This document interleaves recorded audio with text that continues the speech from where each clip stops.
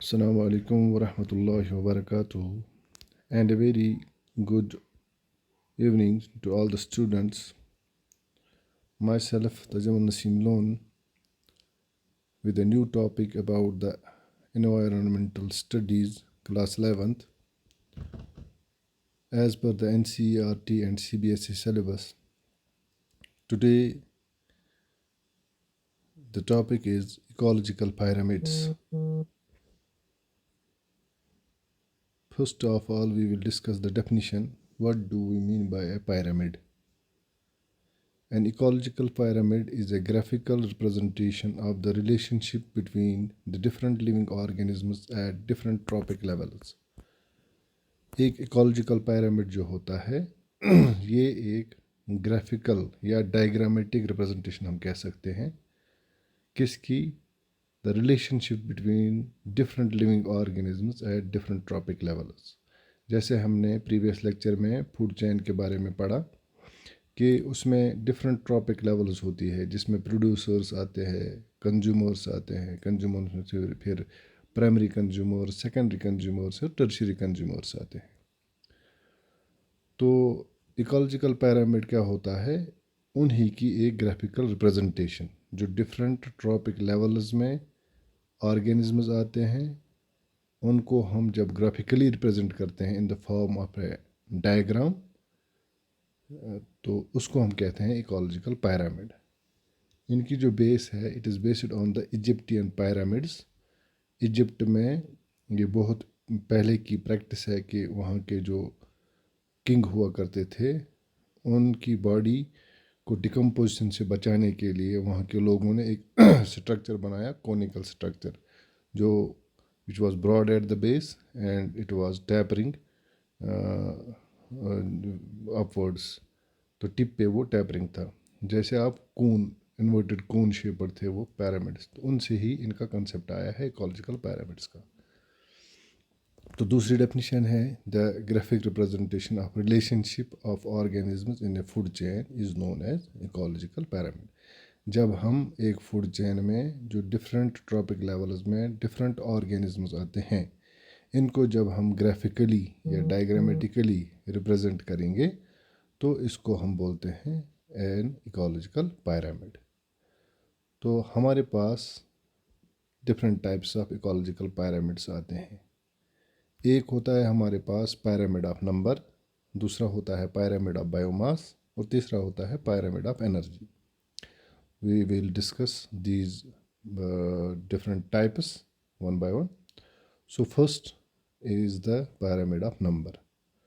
तो इस pyramid of number में हम क्या देखते हैं कि हर एक ट्रॉपिक लेवल जो है उसमें number of the individuals in each trophic level, जो डिफरेंट ट्रॉपिक लेवल्स में डिफरेंट स्पीशीज़ आती है, डिफरेंट इंडिविजुअल्स आते हैं फूड चेन में, उनका नंबर हम यहाँ पे कंसिडर करते हैं. उस नंबर के बेसिस पे हम इसको डायग्रामेटिकली रिप्रेजेंट करते हैं या उन नंबर्स के बेसिस पे उनका हम इकोलॉजिकल पिरामिड बनाते हैं. So as per the definition, it determines the number of individual organisms at each trophic level. The pyramid, which is constructed on the basis of number of organisms present at each trophic level in a food chain, is called a pyramid of number, जिसमें we consider the number of organisms. You have to remember, in pyramid of number, we consider the number of organisms in each trophic level in a food chain.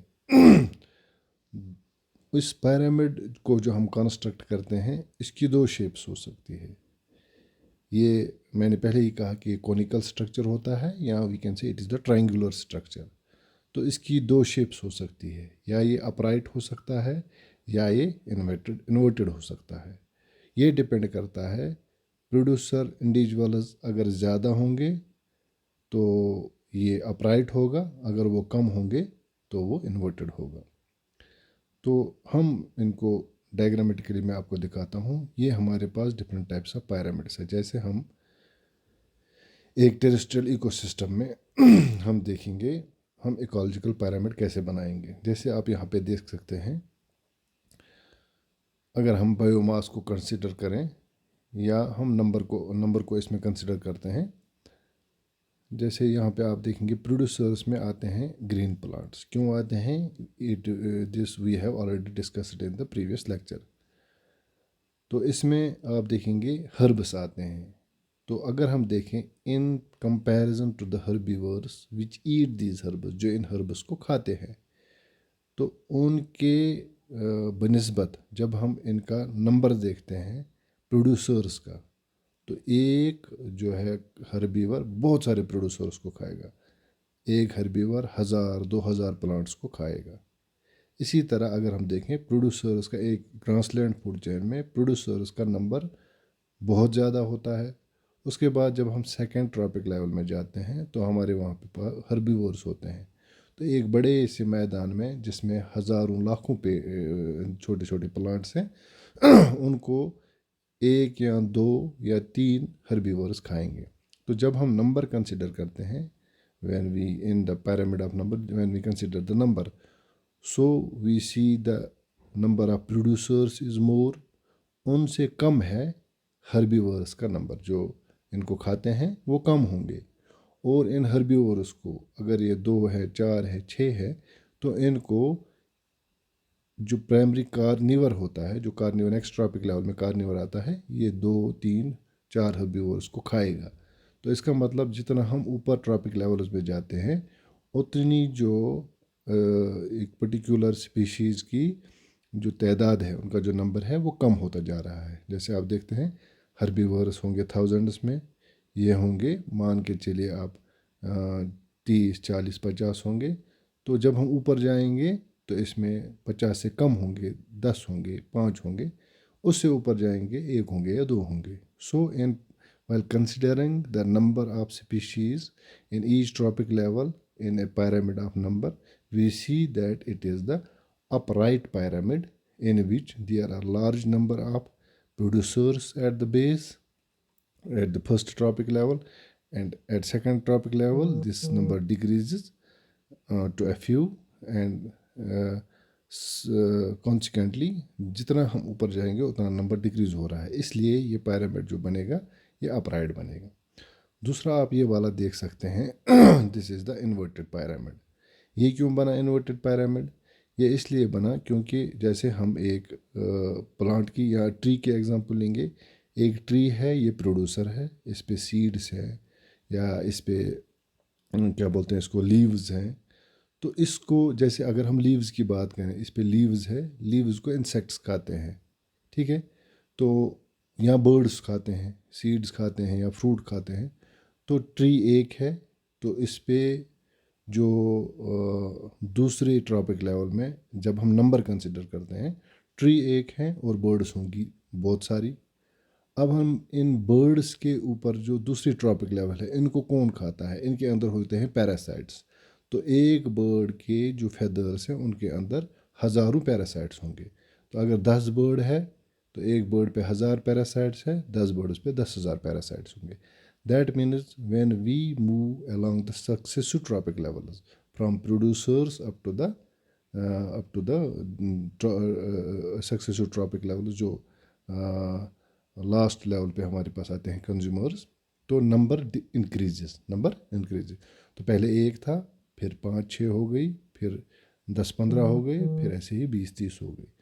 तो इसका मतलब ये है कि इन pyramid of number it can be both upright and it can be inverted. Upright कहाँ हो सकता है, इन्वर्टेड कहाँ हो सकता है, ये आपको समझ में आया होगा। तो ये इन्वर्टेड क्यों है? क्योंकि यहाँ पे हम नंबर कंसिडर करते हैं। तो this was the pyramid of number. Now next is the pyramid of biomass. तो इस pyramid of बायोमास में हम क्या करते हैं, बायोमास देखते हैं। बायोमास किसको बोलते हैं? Total amount of living organic matter in an ecosystem at any time.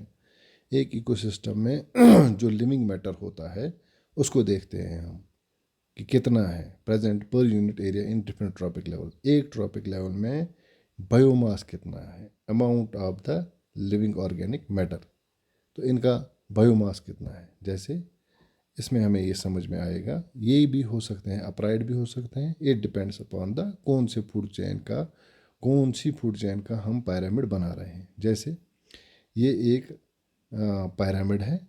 तो इस पिरामिड के प्रोड्यूसर्स जो होंगे इनकी तादाद होगी मतलब 1000 होगी। जैसे मैं अभी फिर से ग्रासलैंड फूड चैन की बात करूँगा।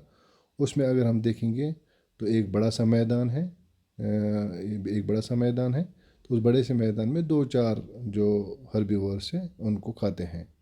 तो जब हम उस बड़े से मैदान में बायोमास देखेंगे प्रोड्यूसर्स का, वो as compare to the herbivores कम होगा, वो as compare to the herbivores ज़्यादा होगा। तो प्रोड्यूसर लेवल पे बायोमास ज़्यादा है, उसके बाद उसको खाने वाले थोड़े हैं, उनका नंबर कम है। तो इनका बायोमास उनसे क्या होगा, उनसे थोड़ा कम होगा। इसी तरह सेकेंडरी कंज्यूमर्स नंबर में कम होंगे। तो जब उनका मास हम देखेंगे, बायोमास देखेंगे, तो वो उनसे कम होगा। इसी तरह सब्सिक्वेंटली जब हम अपर ट्रॉपिक लेवल्स में जाते हैं तो इनका क्या होता है, बायोमास धीरे धीरे क्या होता है, इनके डिक्रीज होता जा रहा है। तो जब बायोमास नीचे फर्स्ट ट्रॉपिक लेवल से लेके लास्ट ट्रॉपिक लेवल तक बायोमास कम होता जा रहा है, तो ये वाला पिरामिड ऑफ बायोमास जो बनेगा ये बनेगा अपराइट पिरामिड। इसी तरह दूसरी एक फूड चेन है, जैसे हम एक्वेटिक फूड चेन में देख रहे हैं, जो यहाँ एज एन एग्जांपल मैंने दिखाया है। तो इसमें क्या होगा, जैसे फाइटोप्लैंक्टन्स हैं। फाइटोप्लैंक्टन्स क्या होते हैं, वो प्लांट्स जो एक्वेटिक इकोसिस्टम में होते हैं उनको बोलते हैं फाइटोप्लैंक्टन्स। तो फाइटोप्लैंक्टन्स प्रोड्यूसर हैं यहाँ पे। तो एक बात और आपको याद रखनी है कि हर एक फूड चेन में ऑलवेज या while constructing A pyramid we have to take into consideration that the producers are always at the base। चाहे pyramid कैसा भी बने, producers हमेशा बेस पे रहते हैं। तो इसमें फाइटोप्लैंक्टन जो होंगे वो जैसे प्लांट्स होंगे, तो वो उनका जो है वज़न कम होगा, क्योंकि वो छोटे छोटे होते हैं तो उनका वज़न होगा कम। उनको खाने वाले होंगे जू प्लैंक्टन्स होंगे, बड़े बड़े जो एनिमल्स होंगे, थोड़े बड़े एनिमल्स जो होंगे, एनिमल स्पीशीज़ जो होंगी, जैसे फ़िश है। तो ग्रास के मुकाबले में फ़िश का जो वज़न होगा वो ज़्यादा होगा। तो इससे क्या होगा कि जू प्लैंक्टन्स का जो वज़न होगा, बायोमास होगा, वो फाइटोप्लैंक्टन से ज़्यादा होगा, कम होगा। हाँ, जू प्लैंक्टन्स का ज़्यादा होगा, फाइटोप्लैंक्टन्स का कम होगा। इसी तरह इन जू प्लैंक्टन्स ये होते हैं छोटे छोटे, मानो आप छोटे छोटे ऑर्गेनिजम्स होते हैं, एक्वेटिक ऑर्गेनिजम्स। तो इनको खाने वाली होती है स्मॉल फिश। ये स्मॉल फिश कंपेरेटिवली इनके कंपैरिजन में, जू प्लैंक्टन्स के कंपैरिजन में बड़ी होती है। तो इसका बायोमास इनसे ज़्यादा होगा। ठीक है, ये 10 को खाएगी, 20 को खाएगी, उन 20 से इसका वज़न ज़्यादा होगा। इसलिए जितना हम ऊपर जाते हैं, इन स्मॉल फिश को खाएगी लार्ज फिश। ठीक है, तो ये स्मॉल फिश जो होंगी इनका बायोमास लार्ज फिश के मुकाबले, अगर ये 4-5 होंगे यहाँ पे, इनको एक फिश खाएगी, इन 5 का वज़न उस एक फिश से कम होगा। इसलिए जब हम नीचे से ऊपर जाते हैं, एक एक्वेटिक फूड चेन के एग्जांपल लेंगे हम, तो उसमें क्या होगा, जो प्रोड्यूसर्स होंगे उनका वज़न कम होगा, उससे ज़्यादा होगा प्राइमरी कंज्यूमर्स का, उससे ज़्यादा होगा सेकेंडरी कंज्यूमर्स का, इससे ज़्यादा होगा टर्शरी कंज्यूमर्स का। तो इस तरह हम ये देख रहे हैं कि पिरामिड ऑफ बायोमास जो होगा, ये अपराइट भी हो सकता है, इन्वर्टेड भी हो सकता है। डिपेंड करता है ये कि हम किस फूड चेन की बात कर रहे हैं, हमारे कंसिड्रेशन में कौन सा फूड चेन है, उस बेसिस पे पिरामिड जो है या अपराइट होंगे या इन्वर्टेड होंगे। तो सिंपली आपको याद रखना है, नंबर में हम number of the individual organisms in a particular trophic level देखते हैं, बायोमास में हम mass of the organisms consider करते हैं, और उस बेसिस पे हम पिरामिड्स को कंस्ट्रक्ट करते हैं। ऐसे ही नेक्स्ट हमारे पास आता है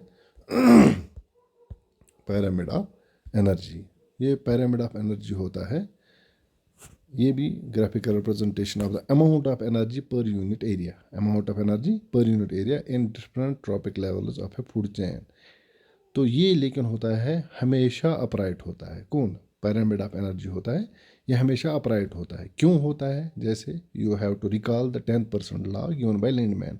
तो उसने क्या कहा कि the ultimate source of energy is sun. तो उससे एनर्जी आती है, जैसे उससे आई 1000 किलो जूल। तो 1000 किलो जूल को प्रोड्यूसर्स ने यूज़ किया। एक तो उन्होंने फूड बनाने के लिए यूज़ किया, दूसरा उन्होंने अपनी मेटाबॉलिक एक्टिविटीज़ के लिए यूज़ किया, और थोड़ी सी जो एनर्जी है वो लॉस हो गई as heat in the atmosphere.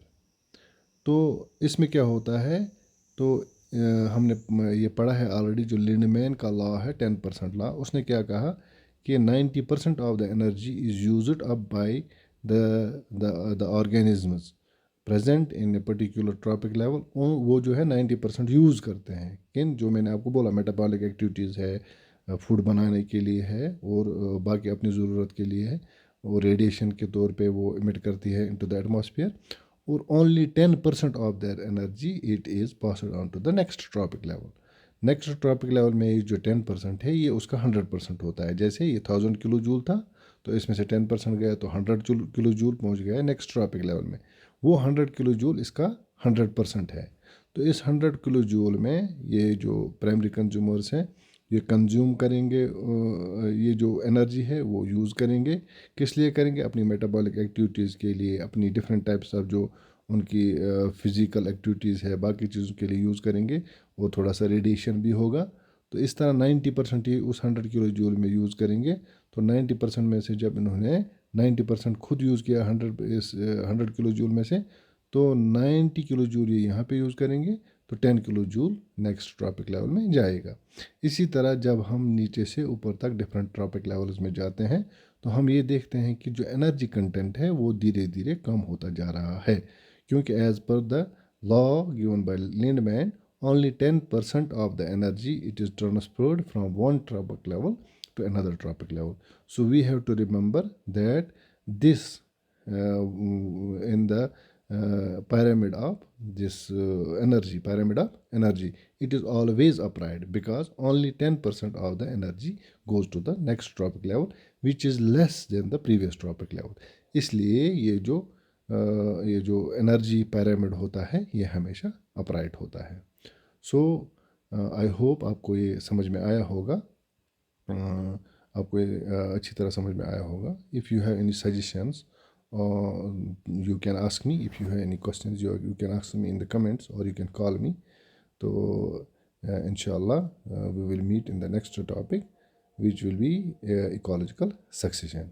Till then, Allah Hafiz. Assalamu alaikum.